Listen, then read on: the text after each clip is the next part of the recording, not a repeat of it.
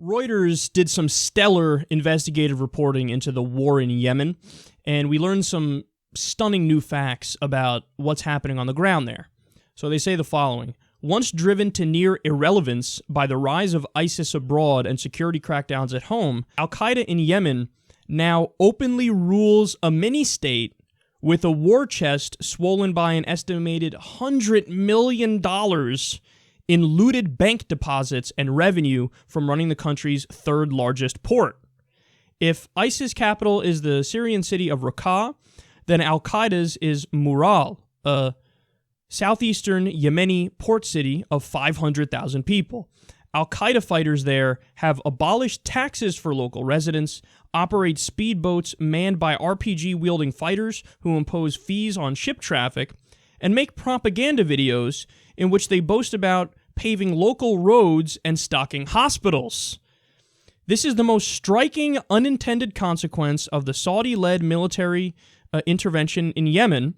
The campaign, backed by the United States, has helped Al-Qaeda in the Arabian Peninsula to become stronger than at any time since it first emerged almost 20 years ago. Okay. I don't think people really get how important this story is and how big this story is. And this actually ties into the previous segment where we were talking about the shitty job that CNN did in the town hall with Donald Trump and his family, the giant fluff piece. Okay, none of them have touched this story, and this is a real news story. Because what happened is the United States is providing arms. You can thank Hillary Clinton for that too, who approved the arms deals, various arms deals. So the United States is providing arms to Saudi Arabia. Saudi Arabia, they're taking those arms and the money, and they're using it in Yemen. So they're bombing Yemen to smithereens. Thousands of people have died. Over 50% of the civilians, the people dead, are civilians. They've attacked schools. They've attacked hospitals, committing atrocious war crimes on a regular basis. In fact, that's the point. They don't care about civilian casualties. The reason why Saudi is bombing Yemen is because Shia Houthis, the Houthi militia, has taken over certain parts of the country, and they overthrew the Sunni government in certain parts of the country. Now, the idea is, even though there's not much evidence to support this, that Iran, Shia government, is supporting the Houthis, Shia militia, and naturally, the Sunnis, especially the Salafists in Saudi Arabia, don't like that. So they decided, well, let's just bomb the shit out of Yemen, and let's arm and prop up and give money to our militias, Sunni militias on the ground, who will take the country back for us. Who are those Sunni militias? Al-Qaeda. So the U.S.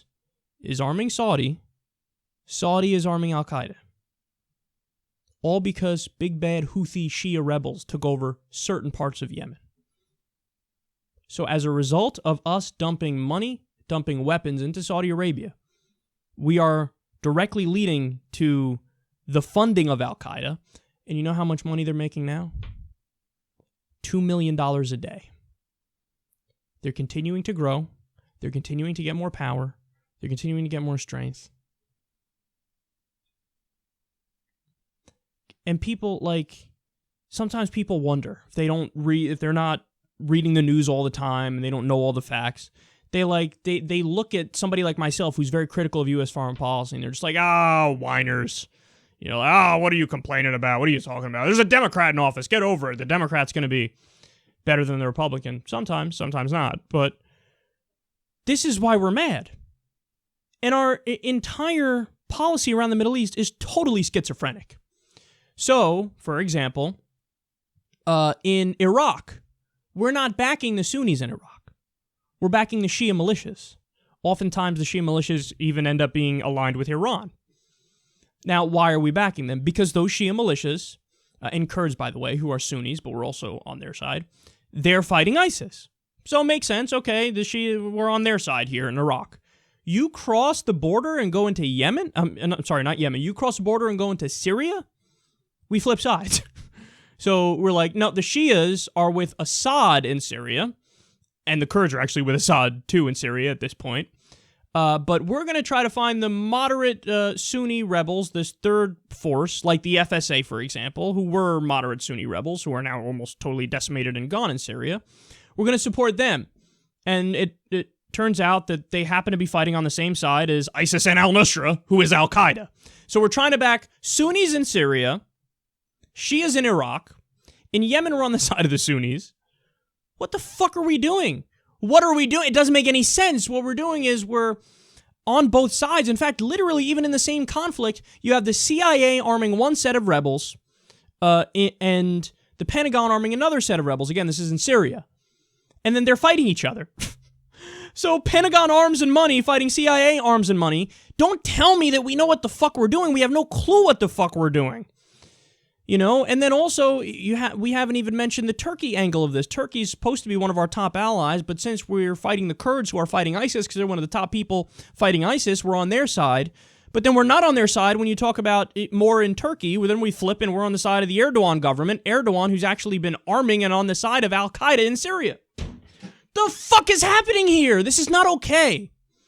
And when you look at what's happening in Yemen, like, there is no argument for the position we've taken in Yemen, where we've said, I don't know, our allies Saudi, so whatever they want to do. And then Saudi turns around and arms Al-Qaeda. Well, then, make no mistake about it, you are fucking responsible for that, because now you know. What, you think people in the executive branch, and you think people at the Pentagon, and you think people in the military haven't fucking figured it out, but I figured it out by reading stories in Reuters, and I'm the only one who knows this truth? No, they fucking know it. They know that we're arming Al-Qaeda, and guess what? They don't give a shit. They don't care, because it's not about humanitarianism, it's not about altruism, it's about geopolitical strength and power and control.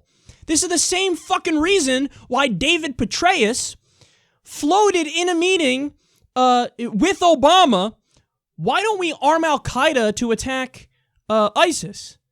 We should arm Al-Qaeda to attack ISIS in Syria, because ISIS is our enemy, and one of their people who they don't like are Al-Qaeda right now, so okay, let's arm some Al-Qaeda fighters. Everybody's like, whoa, that was too far for them. See, when we arm Al-Qaeda, David Petraeus, it's got to be at least one level removed. We got to at least go through Saudi first, and then let Saudi arm Al-Qaeda. This way we feel better about it, even though we know it's the same end result. The number one thing we can do to try to stop the spread of jihadism and radical Islam is to stop funding and arming the shit out of Saudi Arabia, because they are the number one exporter of that Salafi ideology. I mean, they've even said it with the Syrian refugee crisis. They said, yeah, thanks, but no thanks. We're not taking any refugees, but we will fund Salafi mosques in Europe for them. Are you fucking kidding me? So let's fund the most extremist ideology within Islam. Let's fund mosques that preach that radical ideology where you should kill all the fucking infidels in Europe, where it's mostly so-called infidels. Fuck out of here! Fuck out of here! How stupid do you think we are? But that's the thing, apparently we are really stupid. Because we keep arming them, and we keep holding hands with them, and Bush nearly made out with leading Saudi officials. And Obama, oh yeah, Mr. Liberal, Mr. Progressive, Mr. Human Rights, Mr. I won a Nobel Peace Prize. Hillary Clinton, how much money and how much arms would you like? Mr. Salafi maniacs who run a terror state in Saudi Arabia that declare all atheists are terrorists and kill people for drug smuggling and apostasy, among other things.